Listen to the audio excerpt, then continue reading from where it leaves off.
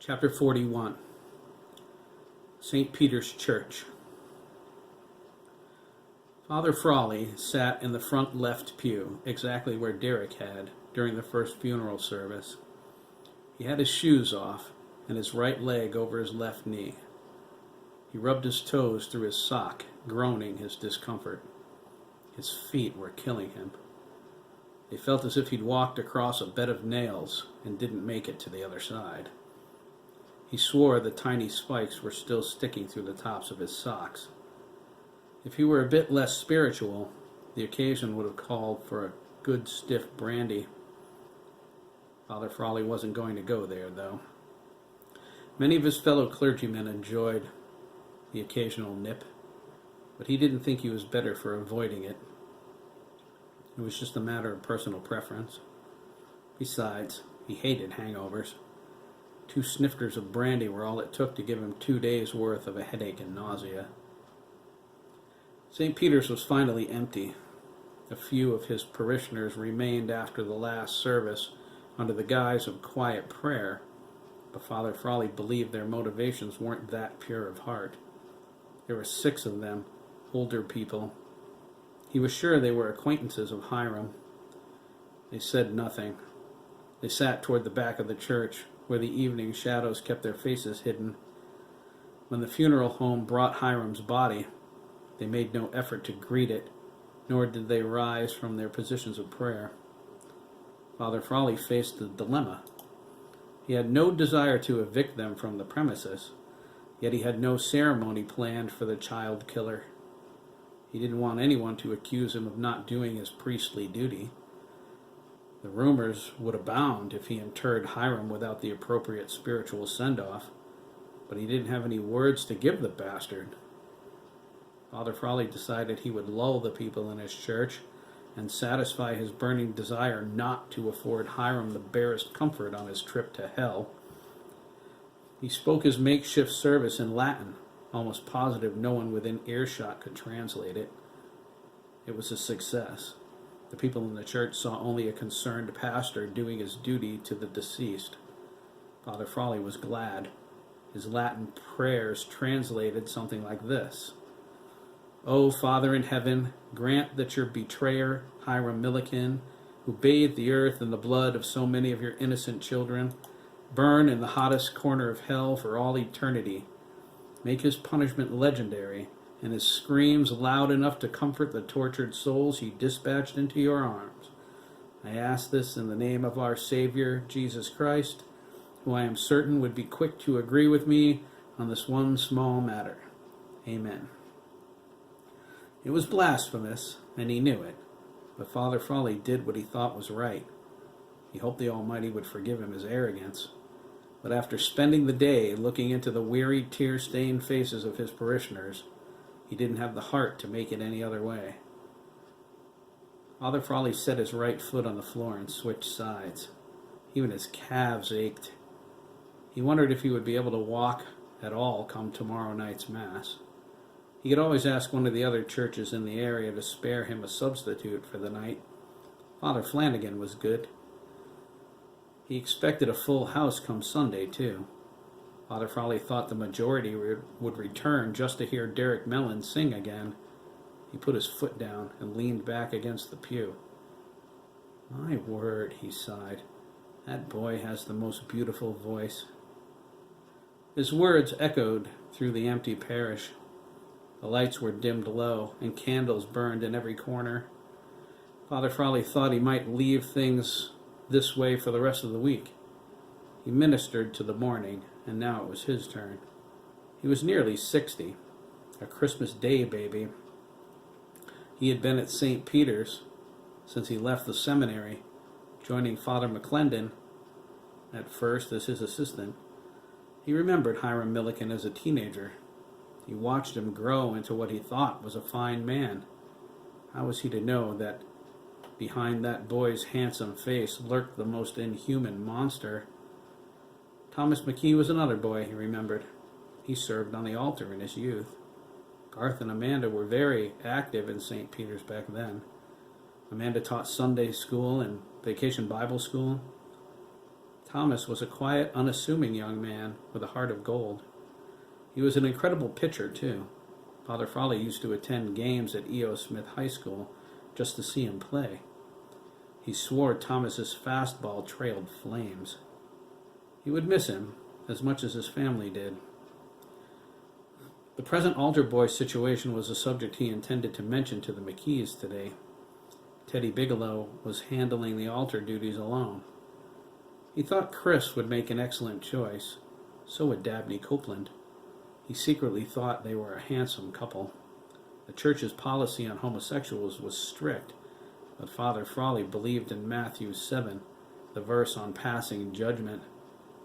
Judge not, that you be not judged. For with the judgment you pronounce you will be judged, and the measure you give will be the measure you get. Why do you see the speck that is in your brother's eye, but do not notice the log that is in your own eye? Jeremy and Craig could join them. It might get the McKees into the routine of coming to Mass regularly. He saw them on holidays, but there was more to faith than Johnny-come-lately church attendance. If Virginia were with Derek at choir practice tomorrow, he would ask her about it. If she weren't, he would call. Father Frawley leaned forward and put his hands on his knees. He had to get up. His day wasn't over. He needed to put away some articles and lock up the Sunday school. He heard the front doors open and close. He strained to see through the shadows to the back of the church. Who's stopping by this late, he wondered. Father Frawley hoped they didn't stay long. He needed to finish his work and retire for the night. If he was on his feet for one more hour, there was no doubt he would need a substitute tomorrow. He became puzzled when he didn't see anyone. He doubted it was the wind, since it took near hurricane gusts to move the enormous wooden doors. Perhaps someone intended to stop in, but changed their mind? He groaned as he stood. He would walk to the back and make sure. If he didn't see anyone, he would lock those doors first. Father Frawley's heart skipped a beat as a voice echoed inside the parish. It wasn't supposed to be this way, you know, the voice said. It came from everywhere all at once. It was a young man's voice, unfamiliar to the priest. Father Frawley recognized the sound of his PA system, however. He spun toward the altar, glaring up at the pulpit. It was empty. The microphone was gone. "Who's there?" Father Frawley asked, mildly annoyed. When his question went unanswered, he continued with, "This is not the time for games, young man." "I'm not playing games, Father," the voice said. Father Frawley looked for his mischievous urchin. He hadn't heard any of the other doors open, so he assumed he was inside the church. He was a quiet little bastard. He reached the pulpit and grabbed the microphone with incredible stealth. Father Frawley should have expected something like this with the overwhelming strain in Lancaster. If the young man needed to blow off some anxiety by fooling around with him, he would take it in stride. He intended to give the boy's parents a large piece of his mind as soon as he figured out who it was. He knelt and gazed under the left row of pews, looking for sneakered feet. "I know you're here somewhere," Father Frawley said. There was no evidence of feet beneath the pews, sneakered or otherwise. He sighed and stood up, placing his hands on his hips. "If there's something you need to discuss, my son, why don't you come over here? We can talk about anything that's bothering you." "I didn't come here to talk to you, Father," the voice on the PA whispered. There was a brief silence. "I came here to kill you." Father Frawley was startled. His hand went unconsciously to his throat. "That's not funny, son," the priest whispered. "I think you should leave now before you get into trouble." "You're the one in trouble, priest," the voice hollered, and let loose a tirade of profanity. The foul words boomed through the church. Father Frawley jumped and angrily crossed his arms. "You will not use that kind of language in the house of God," he scolded. he thought. You little shit. Like I give a damn about God? Father Frawley moved toward the altar. He looked out into the church, his eyes straining. You're obviously disturbed, son, he said, forcing his tone calm. Whatever's bothering you, we can work it out. He backed into the altar. He grabbed it to steady himself. I'll bet you all think that, don't you? The voice said. It was hushed, but not exactly whispering. You think I'm disturbed. He chuckled. I bet you think I'm insane. Father Frawley moved to the corner. I never said that, son, he replied, grabbing the heavy brass cross from on top of the altar. It's just, when you talk about murder, about taking a man's life, do you understand how grievous a sin that is? Then I'm a sinner, Father, the voice smiled, many times over. Are you saying you've taken a man's life before, son? Father Frawley asked. He held the cross up. Its weight made him relax a little. I've taken many lives, Father, the voice said. I'm taking yours next. Father Frawley grew annoyed. I'm tired of playing with you, son. I'm going to call the police. I advise you to leave before they... He was interrupted by a loud crash. Father Frawley whirled around toward the right side door. The stained glass window surrounding the exit rained onto the outside walkway. He saw into the parking lot beyond. The microphone lay on the tar, shining in the streetlights. You're not going anywhere, the young man sneered. Father Frawley turned. The teenager stood in the center aisle by the first row of pews. He had a hunting knife in his right hand. He held it out toward the priest. He looked familiar. Father Frawley was sure he was at the service today.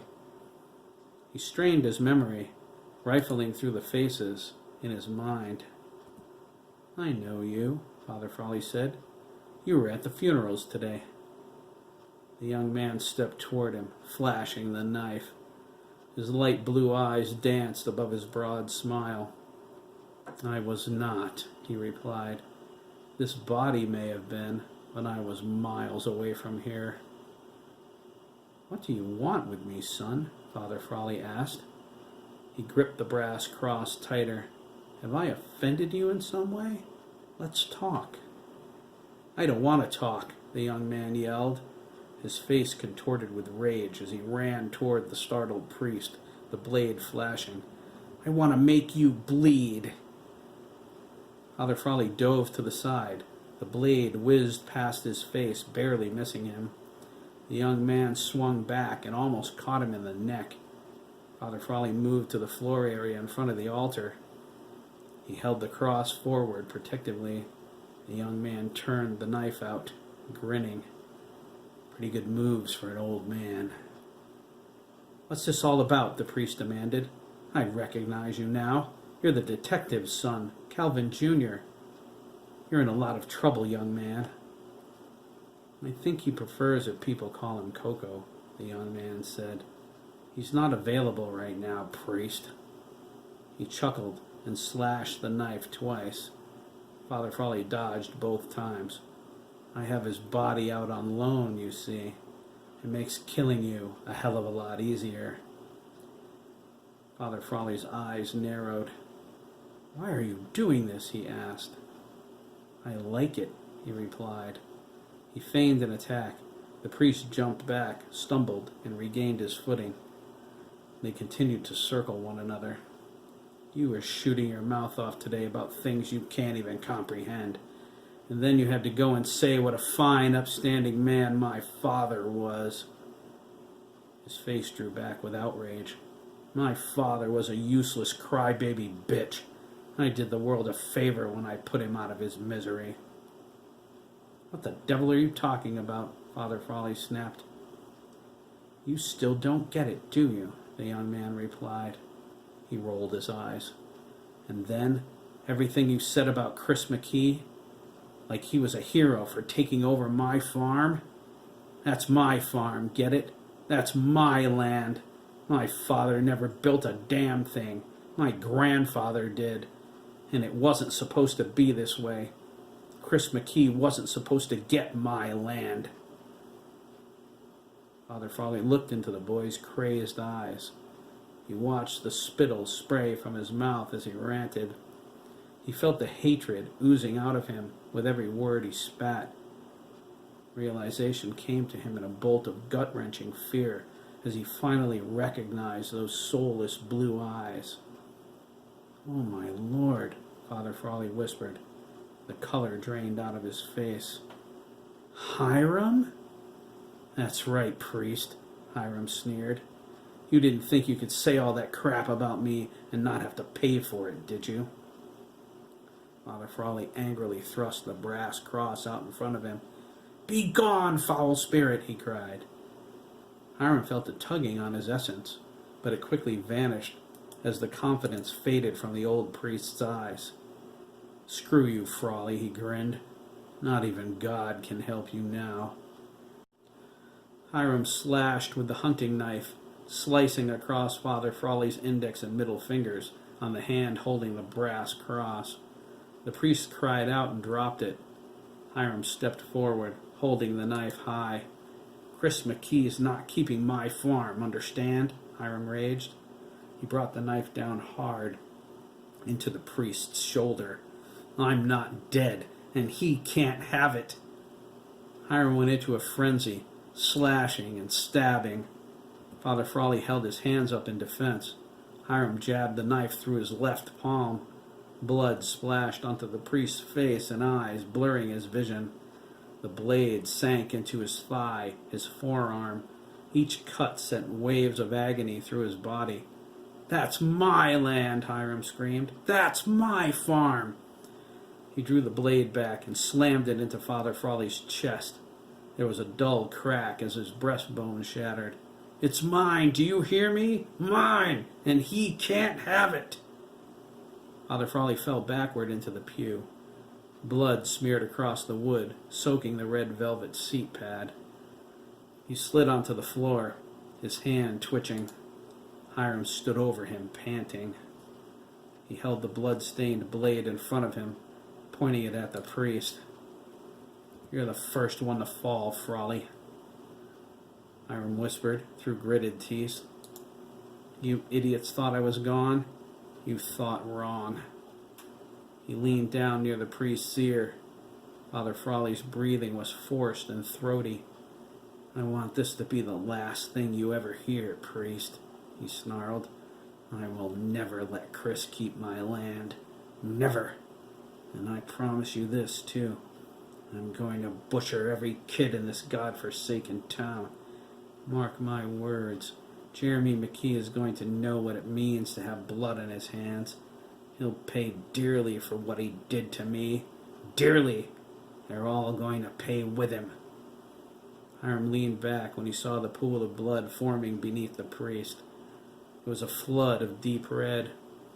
He stepped away smiling and turned toward the front doors.